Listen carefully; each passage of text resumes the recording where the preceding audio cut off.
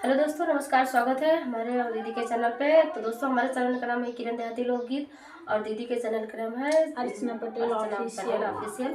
तो दोनों चैनल पर ये गीत जाएगा दोस्तों, और अपना प्यार आशीर्वाद दीजिएगा। फुल आवाज करके सुनिएगा।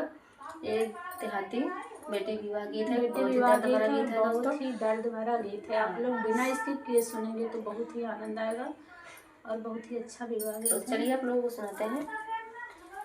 बसवा के कोठिया में दुई रे करैली, एक काइन एक बासा जी।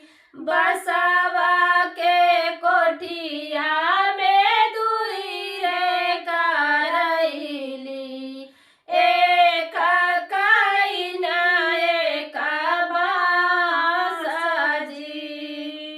मैया के कोखिया में दुई रे लालनवा, एक बहिन एक भाई जी।